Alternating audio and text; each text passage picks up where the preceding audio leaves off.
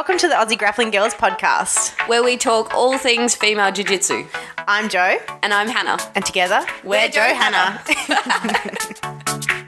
All right, first up, I think the first thing we should address is the Joe Hannah thing. Yeah, I reckon. Because it's kind of like our own personal joke, but people who don't know us are just going to be like, what the fuck is with this Joe Hannah thing? Yeah, I think a lot of people are going to think it's kind of weird. Like attached to our logo and stuff, and they're like, what? So I like that we have a little personal joke that it's really only to do with us. So I think that's funny. We'll share it with everybody else because it's kind of necessary. We'll let you in. Yeah. So how long ago? Maybe 6 to 12 months ago, I sent Hannah a Snapchat. And it was like when the first like face swap thing came out on Snapchat with the filters. And I found a photo of Hannah that I face swapped with me. So it was like me, and then Hannah's face just awkwardly placed on mine. It didn't even match up properly. It looked hilarious. But like I captioned it. I was like, it's a Joe Hannah. Because my name is actually like Joanna, like Johannah, and then Hannah's is Hannah. So like I just did like Joe-Hannah. And we had a good laugh about it. And then when we decided to do the podcast, we had to put it in. I don't know. It just naturally came up. I don't know. We was just like, Joe Hannah. I think we joked about it and then we're like, that's actually really funny. Yeah. But we find ourselves funny. Yeah. So like, if you guys don't find us funny, I'm sorry. We're lame. We laugh at ourselves quite often. So, that's our own little private joke. There you go. Welcome to the Aussie Grappling Girls podcast. With Joe Hannah. Yeah, with Joe Hannah. Lame fucks. But anyway. We love it and we can't wait to share all the things that we have to talk about and the little journeys and little bits and pieces that we have to discuss along the way. And jokes and all that sort of thing. Private jokes, experiences, all that sort of thing. So quickly, just straight off the bat. So my name's Joanna. I'm 25 years old, blue belt, and I've been training 4 years, a bit more, something like that. And I am Hannah Gaffney. I am 28 years old and I've been training for about 4.5 years as well. And I'm a blue belt as well. So we're saying last names now. Sorry. No, just kidding. Didn't even pick. By the way, with the Johanna thing, it's like Johanna Gaffley. Yeah. We're just add all the E's to the end too. Anyway, back to it.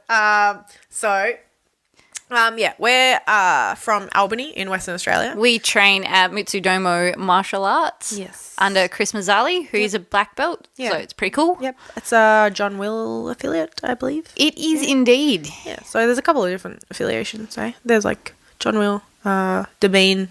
I have no idea. I don't know. I can't keep attached to them. We love all of them. We do. We just want to train with everybody all the time. Fuck affiliation. Oh, God, I'm going to hell from saying that. You are.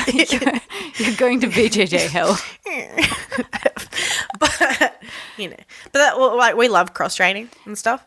That I think it has brought us together as friends as well and has cemented our friendships because you know how there's some people you can travel with and there's some people you just like you cannot imagine.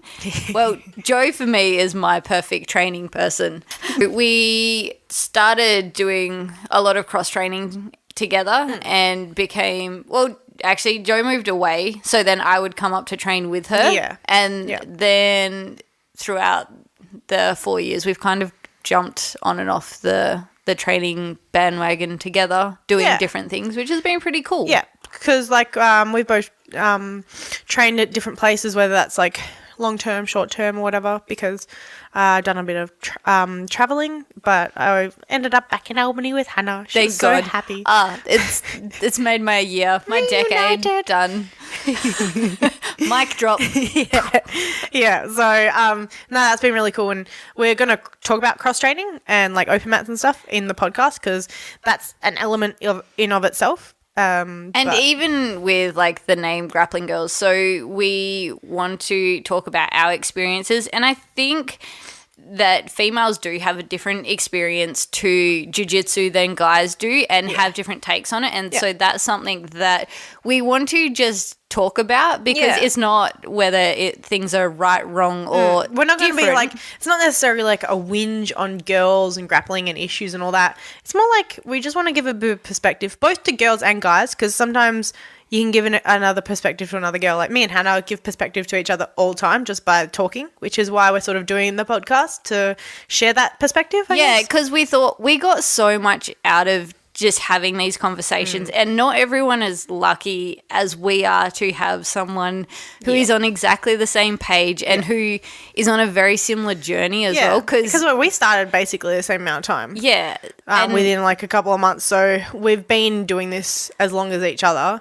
And we've had such a different journey as well. Yeah, like we've been two different people, and I think that is so cool. So I'm so excited to break it down throughout the different podcasts.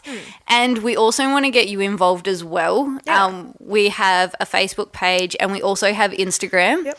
So be sure to like message and comment on stuff, because it'll give us ideas. Like if you want us to talk about something, like say you think of something, you're like, I really want them to talk about that, give you ideas or whatever, send us a message or comment or something, and we'll try and talk about it and add it into the podcast, because, it's been for everybody. Yeah, and it's been so encouraging that we've had so much positive feedback starting this. Cool. And both from guys and girls, because like we were a little bit worried that it was like going to be too central on girls, but like to be honest, I think guys would benefit a lot from listening to this too. Cause I think so. Like I said, it's not a whinge. We're not whinging. Well, I mean, there'll be a little bit of whinging. There will be a little bit. But that's necessary. Because who doesn't have a good whinge when they have a chat? Or the guys whinge too. Come on. They're just as bad. Yeah. I don't think this is a gender thing. Exactly. I think it's a thing. Yeah. But like, we're not raging feminists or anything. We're not going to be doing anything too crazy. We're just going to have a good old chat about the BJJ, some issues. Look, some dudes might come up with these issues too, like small men. They're going small to dudes be have these kind of issues too. Tangents that may not really apply to jiu-jitsu at all, because that happens so often that we start just digressing into something else. But that's the fun of this. Yeah. Might have to edit some of it out, obviously, but you don't get to hear those fun parts. Yeah. We'll give you little snippets from here from time to time. Post them on our Instagram or something. But anyways, but like our journeys have been super different, as you were saying. Like starting even from why we started BJJ. Yeah, I reckon. Because I started because I saw Ronda Rousey's first fight in UFC. It was the one with Liz Carmouche and stuff. Yep. And I was watching it with some friends and I think my boyfriend at the time. And I saw it and I was just like, man, that is what I want to do. I want to be like that. Because I've always been like super competitive and sporty. Like I was a massive tomboy and I was like, yeah, man, I just want to hurt people and kill them. No, I'm not that mean. But she's that aggressive. I'm aggressive. I like aggressive cuddling. But that like super inspired me though, because I had always been really into sport like basketball, and it was like I got fouled off a fair amount because I was aggressive. You're that guy. I'm like, yeah, no, but like I wasn't bad aggressive, that bad anyway. But I needed an outlet for that sort of thing. I'm not an angry person. I'm very physical. I like doing. I like doing sport. I'm not a princess. I'm not a fairy princess. It's like, oh, I can't touch the ball. It's kind of hurt. Because my parents were just like, no, you are not a princess. Like some guys like, daddy's like, oh, daddy's little girl. He's a princess. She's a princess. I have to say, my family was parents the same. Were like, you get in there, get dirty. Get absolutely dirty and gritty. Go, girl, go. So I was like, when I found BJJ, because I saw that fight and my friend was just like, I have a friend that does classes, And I was like, fuck yeah, I'm getting down there. And I did. And never looked back. I came back from living away and started it because I deal with chronic pain. So I am in a lot of pain quite often for no reason whatsoever. And I was struggling to manage that. And I knew I needed to become fit and healthy. But at that stage, the gym wasn't a thing for me. And I needed to mask like working out and doing that sort of thing. And I saw a couple of people doing jiu-jitsu and like training at Mitsu and looking like they had just a fat old time. And I was like, oh.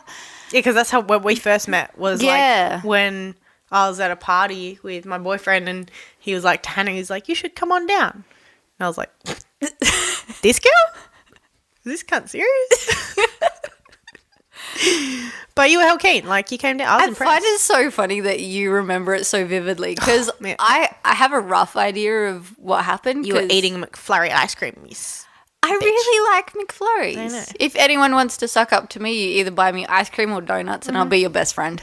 Oh, there you go. It's pretty simple. Guys, I'll give you our postal address. All the food. But that's how I started, and then I was really timid into starting. I kind of did just the warm-ups. Yeah, because you sidelined it for a little bit. I reckon it was probably 4 weeks before I even started wrestling. You did seem really shy at first, which I don't know what the fuck happened because this is you now. Like, what the fuck? I think you gypped us, man. Yeah. You told us you were one thing, and then this Hannah came out, and you were like, the fuck? But actually, we really liked it. I've always been like that, especially when I was younger. I took a while to warm up to everyone, and then once I was comfortable with everyone, it's like my real personality. Here's my personality. Deal with it. It's like smacking you in the face. Yeah. But and then I love the fight. And this sounds terrible. I love being in pain for a reason. And anyone who's dealt with chronic pain can understand what I'm talking about because I was an invalid for no reason. There was no reason that I shouldn't have been walking properly. And at least people were like, why are you limping? You're like, because I got crushed yesterday.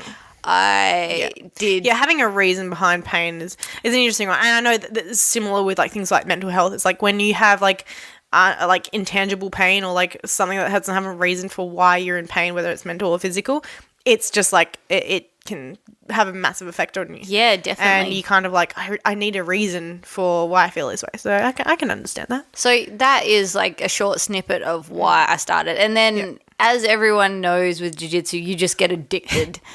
And then it flows on from there pretty much. So I definitely caught the bug. But I've continued on. I have never really gone through a phase where I quit or stopped training for a long period of time. There were times when there were more lulls and stuff, I guess. Life kind of gets in the way. Life gets in the way. I travelled a lot, but I usually tried to make it happen while I was travelling.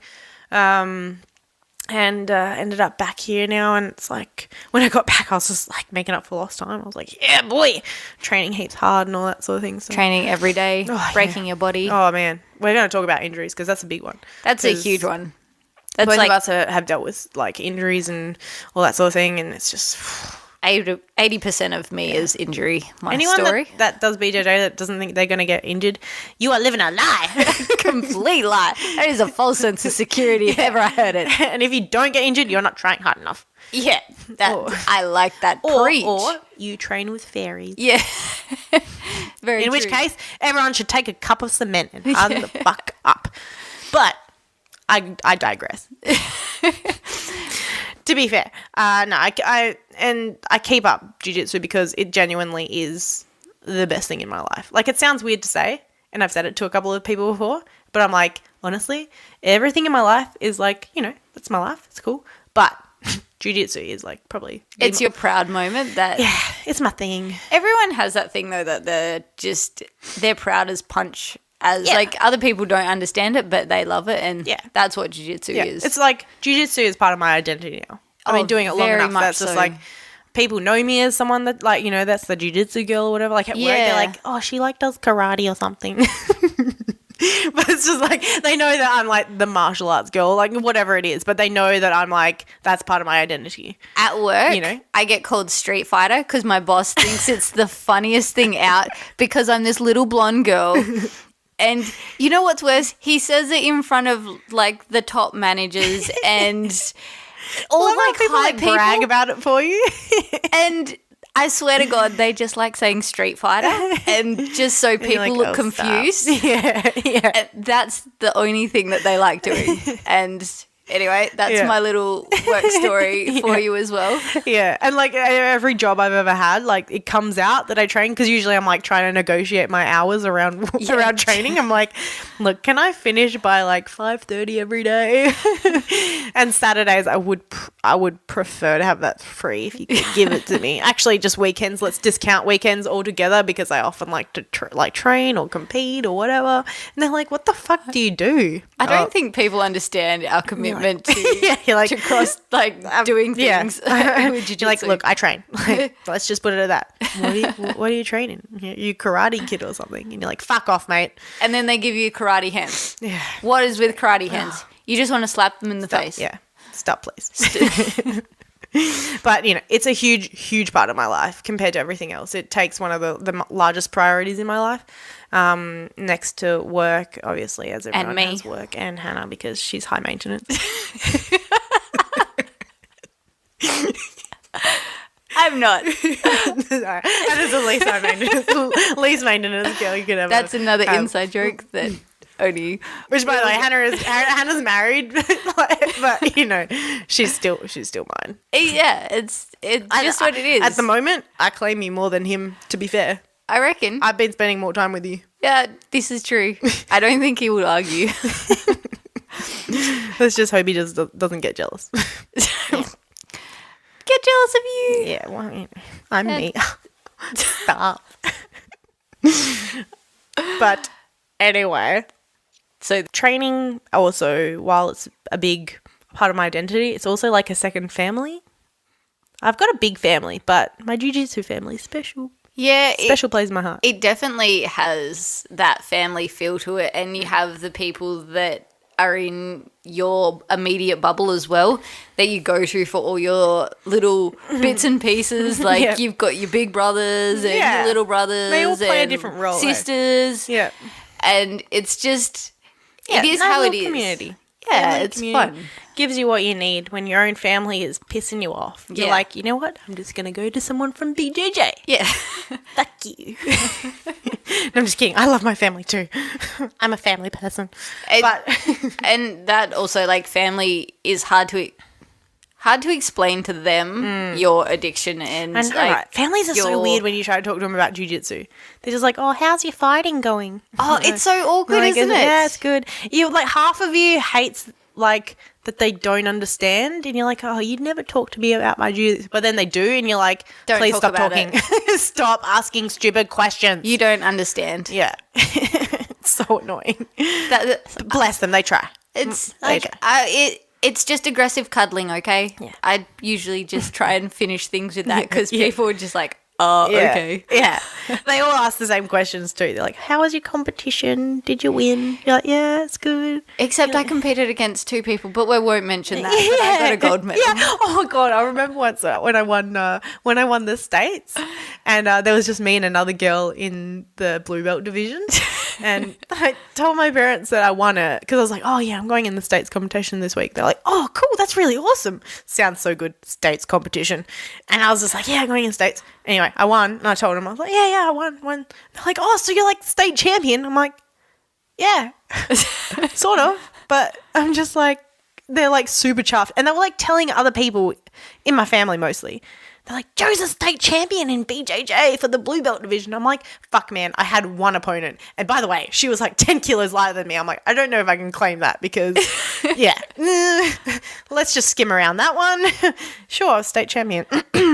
Next comp. Fuck. So, But BJJ gives like so many different other like options in my life as well. Just like family, and it kind of goes... Like, for me, the reason why I constantly stay with jiu-jitsu is because of all the people that I meet and the networking that I get to do. To me, is the best part of jiu-jitsu. I mean, training. Okay, training is the best thing about jiu-jitsu. But next to that is all the cool people I meet. And the more I do it, the more I love meeting new people. Hannah thrives off networking and meeting new people. Like she gets like a high on it. It's like, you don't need alcohol, you don't need drugs, you just need to meet new people in the jiu-jitsu community, and she's a happy little chum. I get so excited. And the people that you meet and you're just like, holy shit, I feel like I've known you forever, and you've met them for a weekend or whatever. And that to me, I've met so many people like that. But how cool is it, like, meeting someone that you would not normally be friends with because of jiu-jitsu? And that's like, the whole... You're a cool personality. Yeah, the whole different works of life or different jobs, because quite often we stay in our own little bubble and you won't digress from that at all. But, like, we're a testament to that, the idea of, like, meeting and connecting with someone that you normally wouldn't hang out with. Yeah, for sure. And then you develop, like, such awesome friendships and solid friendships. Yeah. And then it goes back to, like, when you travel with them, it just cements your friendship even more, because you see everyone at their worst. Let's be real, because we all have that grumpy phase. But to me, that is the most exciting thing. I love bringing people together. And because Hannah, like, organises a lot of the events that we have down south, like, because we're pretty isolated. We're 4 or 5 hours from Perth, which is, like, the main city. And, she organises a lot of events for us, so open mats, and we recently had, like, the winter warmer and stuff, got people down from Perth down south, because a lot of them like, oh, I don't want to drive that far, it's like 4 or 5 hours. And we drive this all the time. Bitch, we do this like once a month for competitions, open mats. Fuck you, man, you can make one trip down for, like, annually, come on. So, but no, she organised them to be able to get people down, because normally they wouldn't come down for a random, like, open mat or whatever. It's and like, make an event for it. Also, people aren't as lucky or as fortunate to be able to cross-train as much as I do. Yeah. So that's, like, I want to bring that to everyone else if I can. So that to me is really exciting. And I love meeting other females in the community as well. And I really try and make an effort to befriend them and put them in my bubble, because I feel like we do need a little bit more support sometimes. Yeah. And having that person that you know that you can message that is like out of the equation as well, that if you have problems or just things that you need to bounce off, like, I want to make sure that I'm there for all. Yeah. And you're really good at that. You're really good at keeping in touch with people. I'm not really the best at that, but I'm trying to get better. But you're good at, like, reaching out to people. Like, and whether it's message or, like, let's catch up for a coffee or whatever. It comes from a place of, I just genuinely want to absorb other people's energy and BJJ awesomeness. Yeah. Like, that's... I'm going to toot your horn for, like, a little second. Okay. Like a hot minute. Carry on. I actually really love that you organise these events, not, like, because you want to make money out of the event or because you want everyone to be like, oh, Hannah, you're so amazing, ha, ha.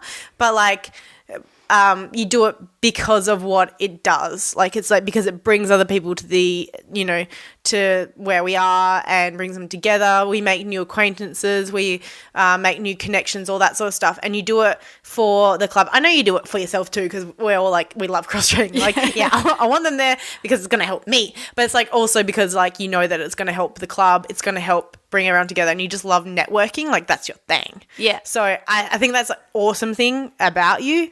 And so there's your little fucking horn tooting, blah, blah, blah. You're pretty cool. But it's cool. It's a cool thing. I like it because I wouldn't have the courage to do that because I'm not a networker. I hate messaging. And, you know, I couldn't do that. I'd want to do that. And I like these events and I love that there's someone here to do that because I'm not extroverted or anything enough to be able to do that. Like, you're a super extrovert. It's like, she's extrovert, I'm introvert. We shouldn't work, but somehow we do. We do. We're awesome like that. So we complement each other good. It does. I thank you for that too. No, because I think a lot of people in our club think that as well, but no one ever, I don't know if anyone ever says that. I know people thank you for the thingo, and I know that you're not looking for people to be like, thank you, Hannah, you're so awesome. I would be quite happy that no one knew that. Exactly, like you want to do it behind the scenes, but I think everyone recognizes it. I know I recognize it, and I'm just like, this is your little props. I'm giving you props, girl. But there you go. That's cool. And try not to blush too much. I won't.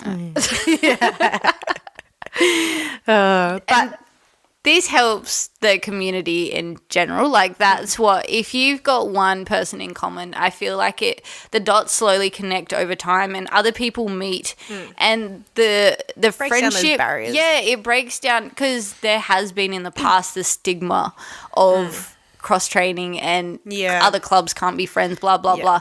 We have never had that. Yeah.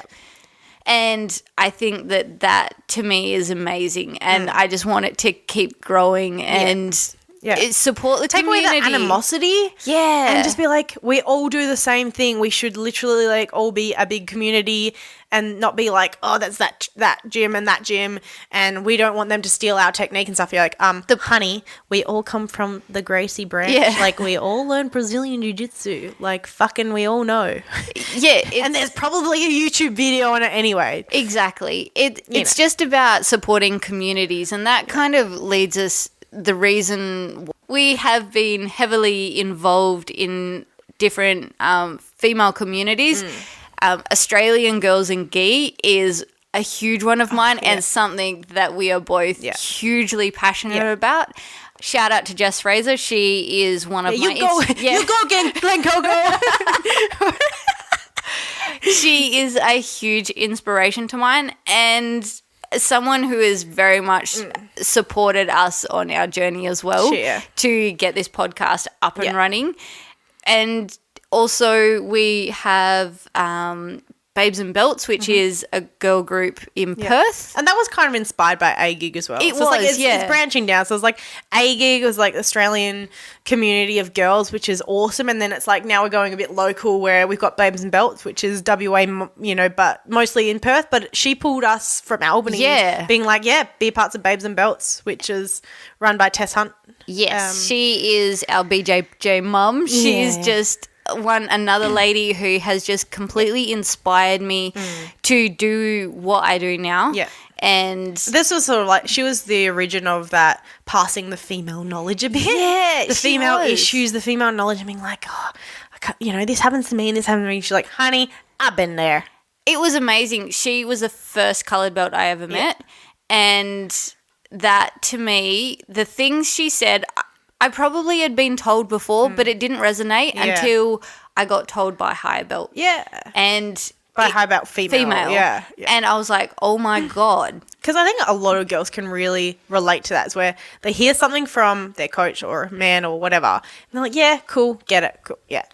But it's sort of, it doesn't really stick. And then you hear it from a girl and you're like, fucking yeah, that's relate gold. To that. Why didn't anyone tell me that before? Like they did, but fuck you. But no, it helps to have these sort of like female, what do you call it? Community role models. Female role models. Because they pull you up as well, and they also like her mother us a little bit, make you feel not so like so they just alone. And then it goes down to, we have our local club, which is Great Southern Grappling Girls, which is also Aussie Grappling Girls. Really, it's the same. Because you're like because you run the Great Southern Grappling Girls with Chris. I partake from time to time. Not so much recently. Sorry, my bad. But when I got back, I made an effort. Come on. But Hannah mostly runs that with Chris, and now it's like me and Hannah doing this Aussie Grappling Girls podcast. So, but we're like, we want to try and take over the world pretty much with this podcast. Yeah. So feel free to share it and like tell everyone. We'll allow it. Yeah. Tell us what we're doing down here. But yeah, I mean, those sort of three communities for us have been the major female support groups that we've been part of in BJJ. And then through that, we've really, and us talking, like we said, is when we've realised that there's such a different aspect to female grappling as there is males or all grappling and all that sort of thing. There's very specific things that come up being a girl that grapples and does stuff. And there's issues, there's funny things, there's just like, have you ever done this? Yeah. It's like those sorts of things where you only come up against if you're a girl or a small person. So, hey, small dudes, you might understand, I can't unless get over... they might, unless they have man boobs though. I can't get over the conversations we've had that have been, we've had two different experiences and we've spoken about it and you're like, That same thing happened to me. Yeah. And I just think sometimes just recognizing stuff that's happened to me. Okay, cool. It gives you peace of mind, I guess. Not necessarily, it doesn't fix the problem because, you can't fix problems. But it helps give you peace of mind on it where you just go, oh, yeah, it's not just me. So a gig have camps, all-girl camps that I think are the biggest in the world. I don't think anyone else does these like for females. Yeah. And it put them on the map. You went to one. I've been to two of them. First year, I remember you going to. I was so jealous. Second year, I think. That I went. I was so jealous, man. I wanted to go to that. And that was just the most amazing experience to have 300 girls training all together, all levels, and seeing the different types of people in jiu-jitsu, types of females. Yeah, you can't put someone in a box. I think people try to really categorize girls that train or that do martial arts and fitness. But the cool thing was you had world champions. You had people who've just been doing it for 15, 20 years who just love the sport, who have stopped and start because they've had kids. There is just so many people who... Such diversity. Yeah. And to see that was just amazing to me. That's really cool. I just got so excited to be a part of it and be like a part of that community. It was just so really awesome. I could have come. I will make it one day. Honestly, I've been meaning to make it to one of these camps for the last 4 years, but hashtag poor, uni life, all that, blah, blah, blah. But it's on my to-do list. And they also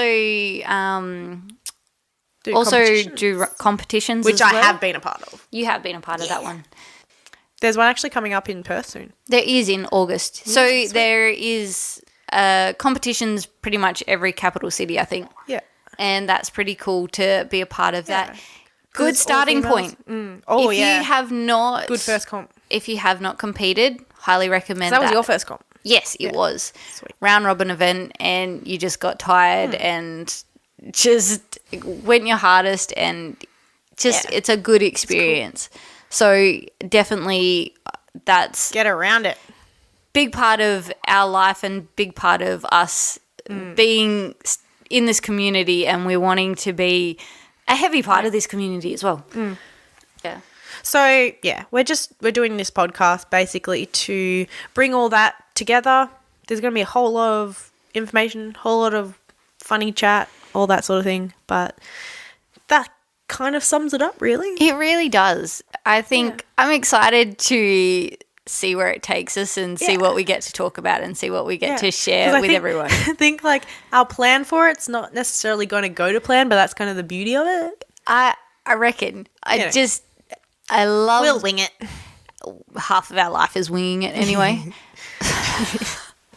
So that nearly wraps it up anyway. But before we go, at the end of each episode, we thought it would be nice to do a little bit of whinging. That's nice. Quick, sharp, in and out. Straight to the point. Straight to the point. This is our little whinge. It's called What Grinds My Gi. Yeah. So, Hannah, what grinds your gi?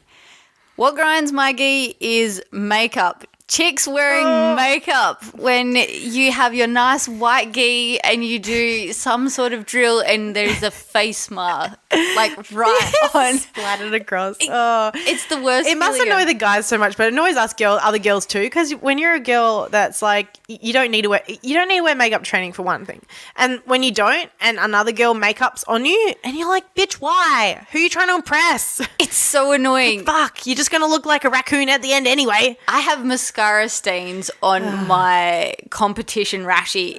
I cannot get it out, and it's so frustrating because really you don't have to impress anyone. If you don't look shit after training, you didn't work hard enough. Period. Yeah. Actually, no, I was talking to a girl at the competition I was recently at. Yeah. And I was telling her about the podcast. I was like, we're going to talk about some things, blah, blah, blah. And I was like, one of them, we're going to talk about makeup being an issue. And she was just like, bruh. And she literally puts out her arm, shows me her gi, and there's like foundation all over her white gi. Oh, and I was makes just you like, mad. no, like that's exactly it. She was just like, yep. So we were just like, So it's not just me. It's not just us. It grinds everybody's gi. If you wear makeup to training or competition, even fucking worse. Oh, why? so bad. You're literally going in there to like fight and scrap and look like a retard. So I shouldn't say that. Fuck that. But you know, everybody doesn't like makeup on them. So No, just do not wear your makeup to training. either buy makeup wipes, put it in your bag so then you always have it. And none of that waterproof makeup either. I understand if you have mascara on left from the day. So it's like you don't want to have to rub your eyes because that's shit. I do still wear mascara if I've been wearing it for work during the day.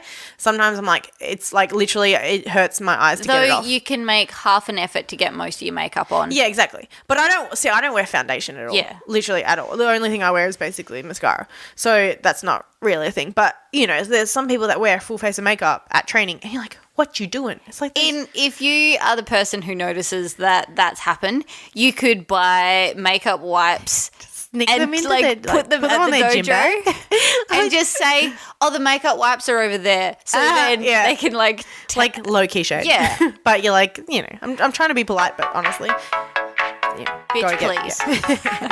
We hope you stay tuned for the next podcast. Yep. Catch you later. See ya.